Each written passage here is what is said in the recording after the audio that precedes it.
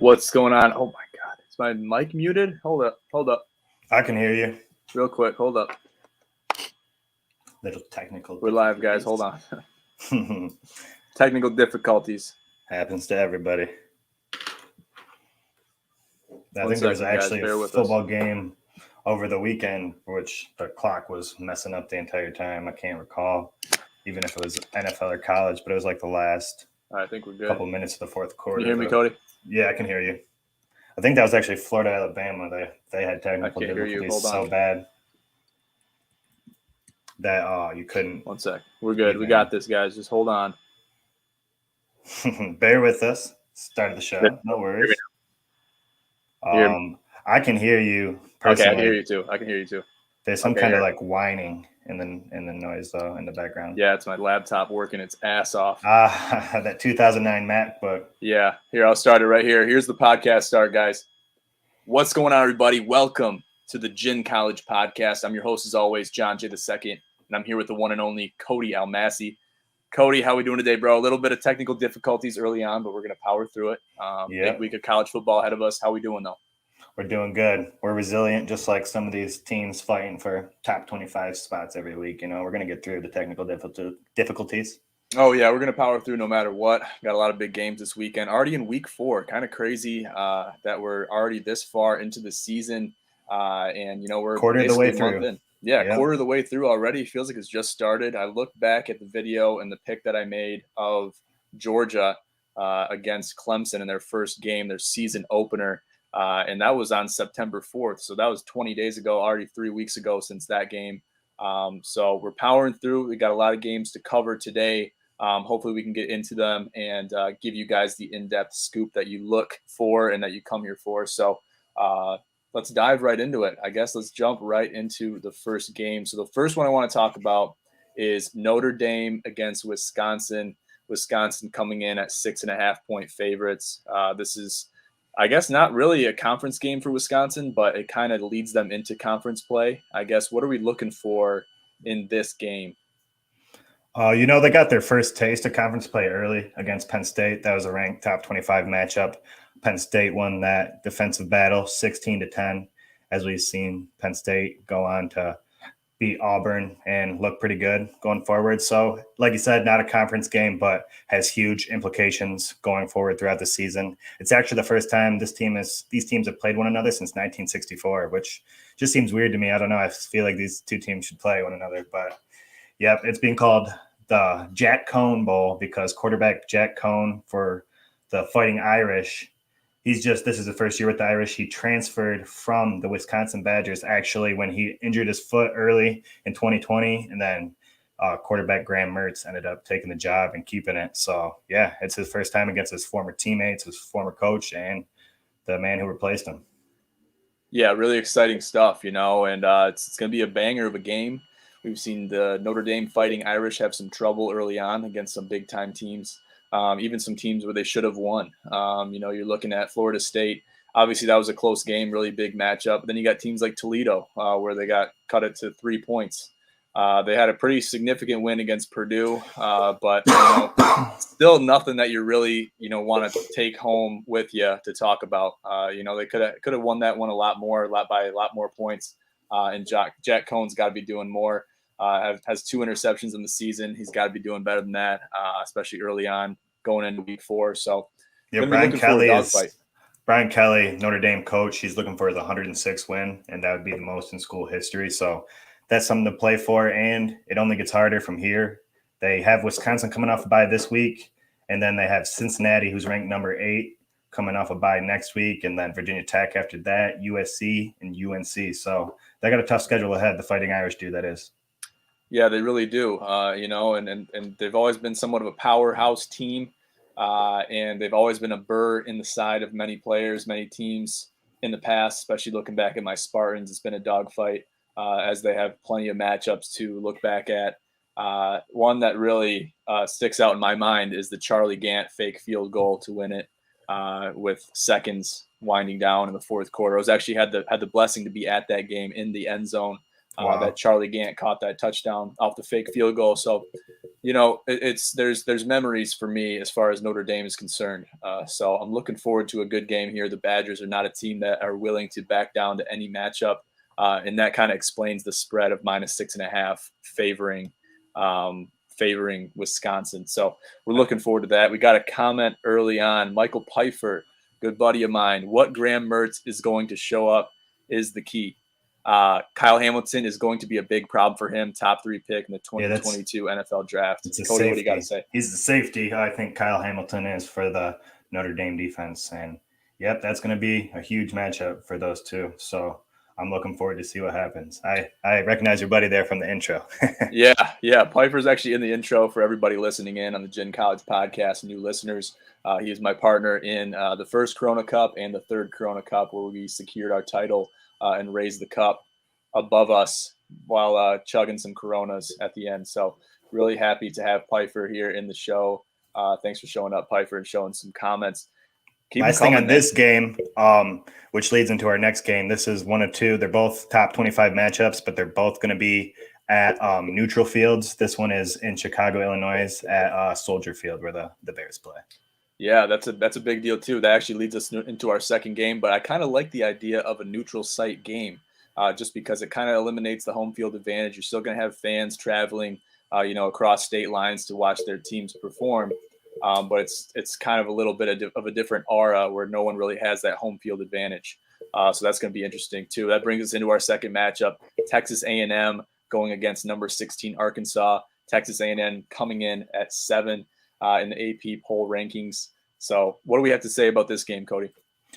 This one is going to be in Jerry's World, Dallas, Texas, AT&T Stadium, home of the Dallas Cowboys. So you're going to get fans traveling from both teams. I think we got A&M as a 5.5-point favorite, but I actually have the Aggies on upset alert for this game. I think the Razorbacks are just they're playing with something different this year. They're under the radar. No one's really counting them in, even though they've had some big wins and they're looking good in the SEC. So this is going to be huge, especially with them opening up. This is the Big 12. Oh, this is the SEC opener for both teams. My bad. I'm sorry about that. Yeah, SEC. That's right. Yeah, so really big matchup, as we said earlier, as we alluded to, leading into conference play. That's kind of the exciting part of the fourth week mark. We're getting into conference play, and it's going to be really testing the abilities of all these teams and all the, I called them bullshit teams last week. There's no bullshit teams in college sports. I was going to say college football, but in college sports, there's especially no this year. Teams. Yeah, especially this year, teams are bringing their best, and especially teams like Fresno State, which are really emerging from the gutter. For lack of a better word, we'll get into that game a little bit later in that team. But yeah, looking at this, you got the over under 47. Obviously, it's a little bit high, I guess, for a game like this. But for SEC opener, it's not unreasonable. So I would call that a trap. OU. The Aggies defense right now is bragging, boasting. They have the best defense in the nation when it comes to points per game. But if you look at their opponents, it might be a little skewed. They held Colorado to 7 points, but yeah, still nothing. It could be a skewed statistic, so we'll see how that plays in. The Razorbacks have the 8th best rushing attack yards-wise in the nation, so something to look forward there. A little bit of offense versus defense. Yeah, I see that here on our notes. 5.7 points per game allowed by the Aggies. That's right. So that's kind of, that's going to secure them. That's probably making them the favorites in this contest, and that could put people on under alert. For this one at 47. I think that's a good call. Yep. Yeah, I mean, I could see 30, 35 points, maybe flirt with it within a couple touchdowns, but might not reach it. So I might look at that one as far as my bet slips go. I didn't put this in our notes, but I think that A&M is 3-0 going under, and Arkansas is actually 3-0 going over. So it'll be interesting. Yeah. That might explain a little bit higher over under. I could see it. I thought it'd be low 40s, honestly, looking at that statistic where they're only allowing, just over 5 points per game, which is, 5 points. That's less than a touchdown, right? So that's pretty staggering as a statistic. But I guess we'll see what happens, and that's going to be a game that's going to be on my watch list for sure. Moving forward, we got Nebraska at number 20, MSU. Night game in East Lansing tomorrow. One of very few night games that actually happen in East Lansing. It's kind of crazy, but you don't see too many night games happening at Spartan Stadium. And they're coming off the win in Miami, winning 38-17. Peyton Thorne doing what he does best and playing for the team he loves and doing a great job. Leads the Big Ten with 9 passing TDs and 0 interceptions. That's pretty staggering going into week 4. And that statistic might jinx him a little bit. Let's hope it doesn't. At least for me, I'm sure Cody could care less. But, I guess that's a great start, looking at it completely objectively. So I'm looking forward to seeing Peyton Thorne do good in this conference opener against Nebraska. Yeah, we'll see what happens here. The Cornhuskers have really showed some resilience after taking a humiliating loss to Illinois in week 0 with everybody watching. Scott Frost had to face that critics, and they lost a tough one by 7 against number 3 Oklahoma last week, and they let that game-winning touchdown up in the 4th quarter. So we'll see what happens. I'm excited to tune in. Adrian Martinez, he's leading the Big Ten in passing yards with 1,017. So, but he does have 4 games under his belt, one more than the rest of the Big Ten teams. I want to add that. That is true. Coming for the Cornhuskers, I mean, they had a close game in that big rivalry game against Oklahoma last week.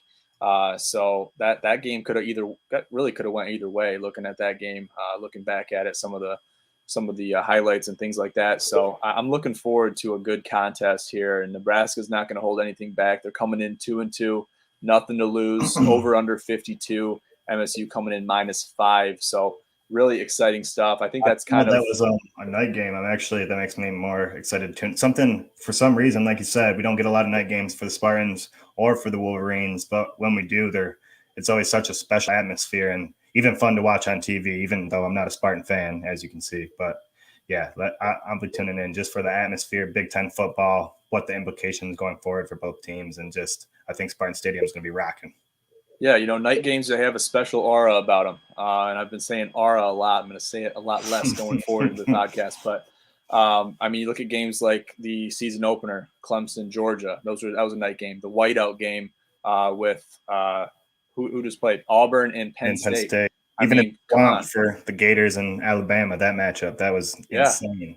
I mean, these are all night games we're talking. So, these are important games that really – these players are going to remember for the rest of their lives, and they really resonate in the hearts of the fans too. And just that Charlie Gant fake field goal touchdown against Notre Dame that I saw years ago. This is back like in the early 2010s. That was a night game too. So those are the games that you remember. Those are the games that really bring forth the best results as far as viewership and fanship goes. So I'm looking forward to this night game in East Lansing. Going to be a good one. Yeah, let's talk about your Michigan Wolverines a little bit. I don't want to jinx them talking about Rutgers and bringing them in because they actually got us last year too, and it was tough. It was tough. Michigan actually didn't get jinxed; they won that game, but it was a close game. Should have never been that close. I guess. What does Michigan have to prepare for going into this game against Rutgers at home? I mean, you know our fan base and you know what's expected of us. We're just already going to be under the microscope. We're 20-point favorites for some reason. Like I said, that's just the brand and the expectations that comes along with Michigan. But yeah, it could be a trap game potentially. I don't know if Michigan's going to cover that 20 points. I hope they do. But yeah, last year they took us to 3 overtimes, which in a game that gave me multiple heart attacks, and we got out of there 48-42. That was actually the game where Joe Milton got replaced by our now starting quarterback, Caden McNamara, as he threw 4 TDs and led us to a W in a terrible, terrible season. So one of the few highlights I had last year. Yeah, so I mean, they're looking forward to put Rutgers away. I mean, it should be an automatic game, but it's almost like this brings into my aspect of talking about betting specifically in regards to any sports, especially UFC fights, though. And the first one that comes to mind is the Dustin Poirier Conor McGregor fight 2. And going a little bit off track here, but this comes into play as far as college football is concerned too. There is absolutely no locks out there. There's any team, any player, any fighter in any sport has the opportunity to win or at least cover a spread in almost any scenario. So that's something you got to focus on and got to look out for. So 20-point favorites might be a little bit high going against Rutgers, but we'll see what happens. I guess that's going to be a good game. It's going to be a dogfight. Speaking of covering spreads, I need to pull it up here, but another game I wanted to touch on was West Virginia Mountaineers coming into Norman, Oklahoma, and taking on number 4. And I think they might cover that spread. It was like 14 or 16. I don't have it in front of me, but yeah, the West Virginia, they upset the Virginia Tech Hokies, which I called that wrong again. The Virginia teams are really messing with me this year, apparently. But yeah, so they already upset a number 15 team, and they're going to be looking to bring another performance like that. So we'll be tuning in to see how the Sooners and Spencer Rattler does. At least you rode that bet into the sunset confidently. I did. And I saw it on a video that you sent me. It was a confident bet taking Virginia Tech over. Or wait, you took Virginia Tech over West Virginia, right? Yep. They were coming into a sold-out field last year, and those Mountaineer fans are crazy. I shouldn't have underestimated them. I know they get wild down there singing West Virginia Mountain Mama. Yeah, jeez, crazy bastards. That's the thing too. Is a lot of these stadiums, their fans. We alluded to this too in our Monday show. Just how much the fan base, especially at home games, how much they affect the outcome of the game, and they really play the role. They're really the 12th player out there. So that's something that has to be considered and can't be undermined. So we'll be looking at that game too. 12th man effect. Yeah, the 12-man effect, just like the Seahawks have as a 12th player.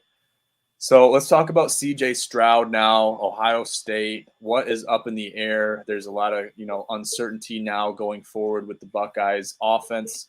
I guess what happened to C.J. Stroud and why is he not playing this weekend? He's a little banged up. if I had to guess, it's probably from throwing the ball so many times against the Oregon Ducks 2 weeks ago, but that's just me. Yeah, so they're going to give them the weekend off against Akron. Nothing to really worry about. You'd hope. Auburn handled them 60-10, I believe. So if that tells you anything, but we'll get a chance to see Jack Miller III or Kyle McCord. Probably see them both get a little bit of run depending on how the game goes. But yeah, it should be routine. It'll be interesting to see how the rest of the Buckeyes function without their new leader in there. Sometimes this has a counteractive effect, and the rest of the offense looks great because that quarterback's not trying to force it, and we'll see what happens. Yeah, we will see what happens and see how they adjust, especially in the quarterback position for the Buckeyes. And they're one of those teams that, I mean, they took a loss early from the Oregon Ducks, but them, like Clemson, all these teams that suffered these losses early, a lot of people, the world's on fire, even Alabama struggling, want to freak out. We want to overreact to this stuff, but there's still time to recover and completely get in the swing of things. And the Buckeyes could be the team that we're used to seeing by the end of the season, you know? Exactly, and they're just in the beginning of conference play too. So Akron's not even a conference game; should be an easy dub for them, even with a backup quarterback and backups in their offense. They're probably going to want to play, especially once they get up a couple touchdowns. Throw in a couple of those second, third string guys to give themselves a chance to redeem themselves and make them contenders going forward in the season. Give them a little more depth, and that's what these test games are really all about. You want to have them, early on, so you can see who's going to help you out later in the season, because you never know. Quarterback can get banged up, tailback, fullback, lineman, anybody. They can really, anyone can. Your number, you don't know when your number is going to be called, basically, and you have to be ready when that number is called. So it's going to be exciting to see how they react and adapt to that. Yeah, change. We're actually in the 20-year anniversary. It was one day this week where Tom Brady took over for Drew Bledsoe in the New England Patriots, and we all know how that story goes. So, and that changed his entire career going forward. So, yeah. I mean, you look at that, if he didn't get injured, and, I never like to see anybody get injured, but that opportunity was seized by Tom Brady and really changed the entire outcome of his career going forward, and for the better. So that's just one. That's a great comparison to make to that statement. So when your number is called, make sure you're ready, make sure you're willing and able to go out and succeed and get your assignments completed correctly. So really cool stuff. I know you want to talk about this Fresno State game, Jake Haener, as they play UNLV coming up. This is tonight, right? This is a tonight game. Friday Not game. so much want to really dive into this game. I just want to give the Fresno State Bulldogs some love and just a little test about doing a segment, Friday night spotlight. If we have a game worth talking about on Friday, we'll talk to you guys about it before we end the show. But yeah, Fresno State, they almost upset the Oregon Ducks a couple weeks ago in Eugene. And then they came off that win, which we talked about on Monday, against UCLA in the Rose Bowl at UCLA at home. And that's something quarterback Jake Haener actually told his dad he wanted to do when he was 8 years old. So that's super special for him to get that done. And he took a hit early on, and he came back and threw for 4 touchdowns. So 455 yards and 2 touchdowns. That's what it was. Impressive stuff, and that's a really cool statistic to bring up. And I'm excited for that game too. I'd like to see Fresno State come up and really make something of themselves coming into tonight's game. 22 ranked in the AP polls. So that's exciting for Fresno State, especially a team that's really built a program from the gutter out into the real world. It's really exciting to see, and especially bringing teams that are not as much on the forefront, not as much Power 5 teams into that conversation. It's really exciting because you might see them play some Power 5 teams going down the stretch, and they could have a serious chance of winning those games. Jack Haener, he leads the nation. That's the senior quarterback for the Bulldogs. He leads the nation in passing yards with 1,464.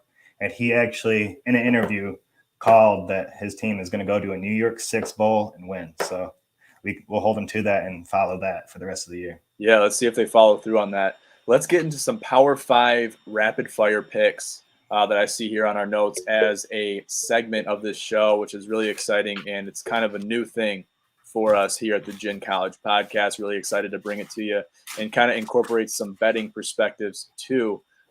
Cody, do you want to share with me your picks, and then I'll kind of give you mine, and we'll see how they compare after that. I can start. I'm gonna keep track. Just maybe we can get a graphic for you guys going forward throughout the weeks, of our picks and our record throughout the season. So that'd be fun. But I'll start off first. I'm going to take it to the SEC. We got LSU coming in at 2-1 at Mississippi State. SEC opener. LSU is 2.5-point favorites, and the over/under is 57. I'm going to roll with the Mississippi State. Their mascot is also the Bulldogs, but yeah, why not? Let's do it. I got the Bulldogs in the upset there. Really? You got Mississippi State, what's that, plus 2.5? Yep. Wow. Okay. Yeah, I mean, seeing them fall to who did LSU fall to? UCLA. UCLA. Yeah, so, I mean, seeing that happen, that kind of opens the door for teams like Mississippi State, in an SEC matchup to prove themselves, especially at home, not being favored and seeing LSU with a pretty dark mark as far as a loss is concerned on their record early on. Tells us they still have a lot of figuring out to do, and it really could determine the outcome of the game going forward, and especially in these early conference play games. So not a bad pick right there. What else you got? For the Big 12, I tried to pick games that were a little bit closer for the most part. I'm going with Texas Tech, who's coming in at 3-0, at the Texas Longhorns, who are 2-1. Texas is a 9-point favorite, and the over/under is 62. Don't know much about either of these teams. I know that Texas lost to Arkansas, who's playing Texas A&M this week, and I'd like to see the Red Raiders win, so I'm going to pick the upset here too. Why not? I like it. Let's keep going rapid fire. Yeah. Okay. ACC, 2-1. We've seen them lose to Georgia earlier. We've talked about that in great detail. They're at North Carolina State this weekend, who is also 2-1. Clemson's a 10-point favorite. I'm not going to go with the upset, even though I'd like to see it happen. I think that Clemson and DJU will finally get it rolling and at least show some life for the season going forward. Yeah, really, it's important to show life, especially in areas where you might have not showed it early on going forward in the season, especially these conference play games. I keep saying it. I'm going to say it a million more times. It's really impressive to see certain teams come out of the gutter and really prove themselves. So these teams that are Power 5 teams that are top 25 or even were top 25 teams are going to have to prove themselves going forward if they want to continue on and stay in the top 25. So it's going to be a dogfight for every team going forward, no matter what conference. Rounding it out, besides the Big Ten, I'm going to go to UCLA, who's 2-1, at the Stanford Trees, 2-1. UCLA is a 4.5-point favorite coming off that loss to Fresno last week. The over and under is 59. And this one's tough for me. I think that UCLA and Chip Kelly are going to bounce back.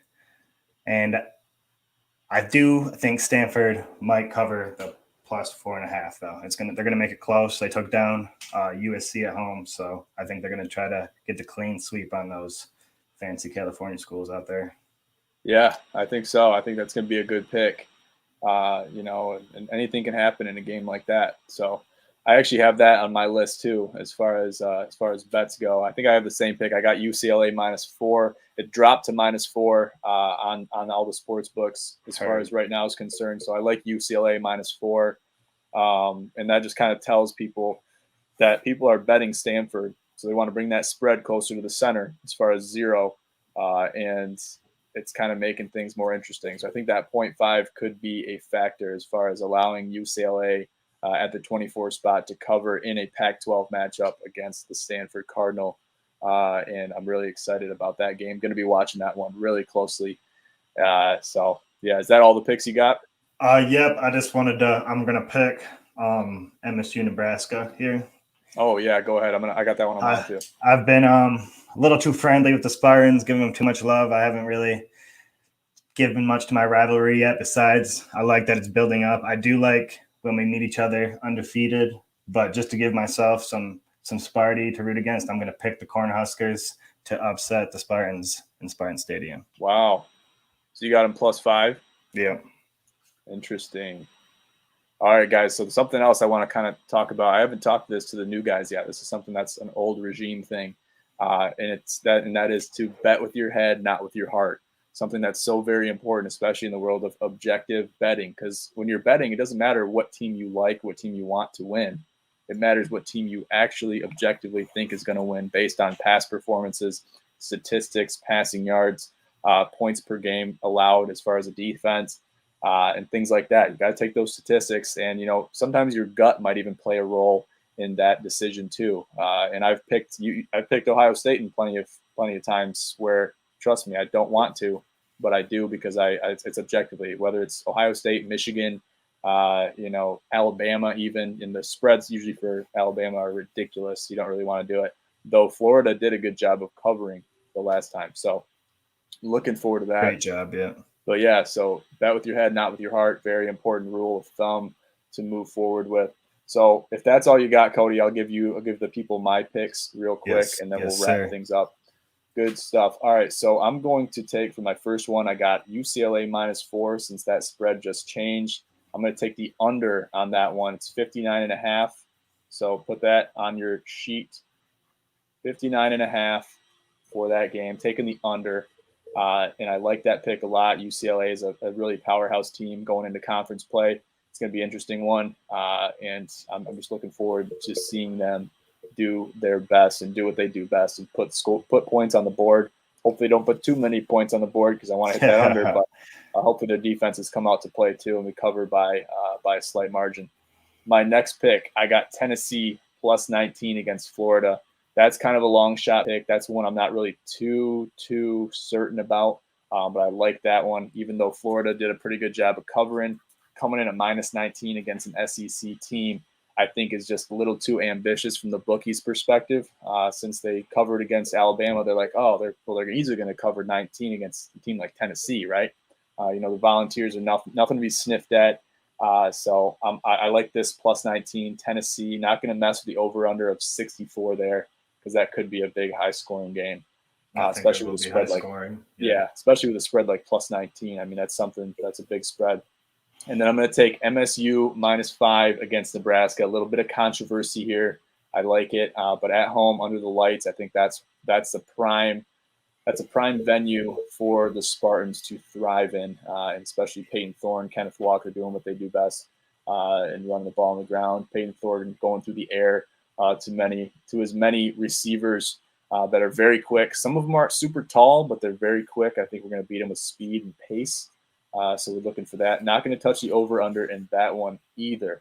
And I got one more for you guys. I'm going to take Texas A&M -5.5, even though both these teams are coming in 3-0 SEC contest, and they're both ranked under 20. Arkansas is 16, Texas A&M is 7. I like Texas A&M to win by 6 or at least 5.5. If we win by 6, that's great. And then I'm going to take the under too. Something I don't usually do. If it's under 50 is usually my breaker point. If it's under 50, then I got to usually take the under. And then if it's over, usually 45, 50, I'll lean towards the over. If teams have put up a lot of points in the past collectively and their defenses are questionable, then I like smashing overs on that. And I know something else we always say, don't ever bet the under. But I'm violating that cardinal rule this week with good reason. So looking at, I got actually Arkansas money line on that. I think that they're pulling the upset. Okay, all right, yeah. All right. No, I just don't think the Aggie. I think that they just have leftover hype from last year and then almost taking an L to Colorado. I think the Arkansas is going to give them all they can handle and more. I love it. Okay, guys, so we're gonna do something similar to what we did when we had the Beeper man with us still. And that is Gin Picks. Instead of just Gin Picks across the board, though, we're going to do Gin College Picks with Cody and I. We're going to keep track of these records. I'm going to record them, and we're going to do this every week going into the weekend. So that's going to be really exciting for us to watch. Maybe you play some money on it. Maybe we play some money on it. Who knows? A little, I got like, 5-6 leg parlay here. That's already primed up. And then we got some conflicting bets, too, which we're going to compare those records between Cody and I at the end of the season. It's going to make for a really cool contest. Maybe throw a little prize in there for whoever wins it and make some fun out of it. We should have done this week 1, but I think going into conference play, I don't think there's a better time than right now to start this. So props to Cody for giving me that idea. We got to see a little taste of what actually every team is for the most part. Yeah, we got a good idea, and the bookies have a little bit of a good idea too now, which is going to make the odds a little bit more interesting on both sides of the ball. for whatever team's playing. So they're getting more honed in, and it requires a little bit more analysis and knowledge as a better going into these games. So really exciting stuff, guys. Couldn't be more excited for this weekend. It's going to be a great weekend of football. But we'll wrap it up here. Cody, you got anything left for the people before we sign off today? Just sometimes you overanalyze games too, and you do all the analytical work you can, and then that comes back to bite you in the ass when a team just uses pure motivation and gut to pull out a W or so cover. True. Yeah, just to cover. I mean, sometimes just to cover. And it's one thing to pick money line bets to win games. It's a completely different animal to bet spreads because spreads are anticipated. They're aimed towards benefiting both teams equally. Obviously they're hedged towards one team or the other, but it's made to make it even more difficult for the bettor to be successful, especially in parlays. So it's going to be interesting too. And we'll make it the same rule for the picks, for the Gin College picks going forward. We'll do this for basketball too. Once basketball season comes, we'll make it any spread that's higher than a touchdown. You have to take the spread. If it's lower than 7, then you can take the team money line, but it's got to be at least 7. And I think that's pretty generous, talking about how close some of these games are and were. So I think that's a good rule of thumb. We'll run with that going forward, but I think we both abided by that rule today with our picks. So I'm really excited, guys. All right, we'll wrap it up there, though. Thank you guys for tuning into the Gin College podcast. Make sure to tune in and stay posted to our website, ginpros.org. You can see it on the screen right there if you're watching us live, or it's in the description if you're listening to us on Apple Podcasts. And stay posted to our social media, too. A lot of posts, a lot of tweets, a lot of pictures on Instagram where we're posting graphics all the time. Stay posted for all of your sports news, both college and not college, on the Gin Sports Network on Instagram. And tune in all the time. Got the podcast coming again Monday, and we're getting more secured on our schedule for the Gin College, or for the Gin Sports Network podcast, that is. And it's really exciting to see us form a schedule and get to something that is more reliable for our viewers and our watchers to count on every single week. But I'll wrap it up there, guys. Thanks again for tuning in to the Gin College podcast. I'm your host, as always, John J. II. Have a great day.